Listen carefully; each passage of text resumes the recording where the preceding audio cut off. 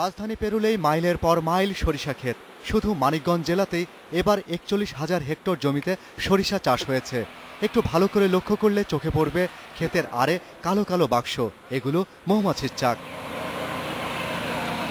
হলুদ ফুলের টানে ছুটছে মৌমাছির দল, চলছে মধু চাষ। মৌচাষী সাইফুল সাতক্ষীরা থেকে এবছর ১০০টি মৌ বাক্স এনেছেন। হাতে চালানো যন্ত্র দিয়ে চাক থেকে মধু সংগ্রহ করছেন তিনি। সপ্তাহে প্রতি বাক্স থেকে প্রায় ৬ লিটার মধু বের করা যায়। প্রতি লিটার মধু বিক্রি হয় ২৫০ থেকে ৩০০ টাকায়।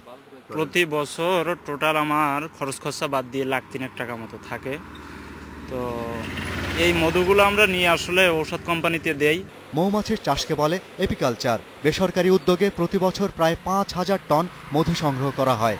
একটা ইন্ডাস্ট্রি হিসাবে যদি গড়ে তোলা যায়, যদি মধু সংগ্রহ করা একটা প্রজেক্ট, আমাদের মধুর যে ফলন হচ্ছে বা উৎপাদন প্রোডাকশন হচ্ছে, এটাকে আমরা আমাদের সরকারের দৃষ্টিতে নেওয়ার জন্য আমরা প্রতি বছরই আমরা এবারও আমরা একটা রিপোর্ট প্রতিবেদন সংগ্রহ করছি যে কত টাকার মধু উৎপাদন হচ্ছে বা কৃষক লাভ হচ্ছে।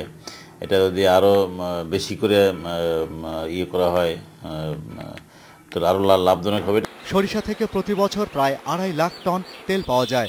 পরাগায়ন ঘটিয়ে সরিষা উৎপাদন বৃদ্ধিতে বড় ভূমিকা রাখে মৌমাছি। ৮০% মধু সংগ্রহ হয় এই সরিষা থেকে। মৌচাষীরা বলছে এবছরে তারা প্রায় ৮,০০০ মেট্রিক টন মধু সংগ্রহ করবে, যার বাজার মূল্য প্রায় ১০০ কোটি টাকা। অর্থকারী ফসলের উৎপাদন আরও বৃদ্ধি করা গেলে দেশের দরিদ্র কৃষকদের অর্থনৈতিকভাবে স্বাবলম্বী হওয়ার সুযোগ সৃষ্টি হবে। Shahriar Anirban, independent news, Manikganj.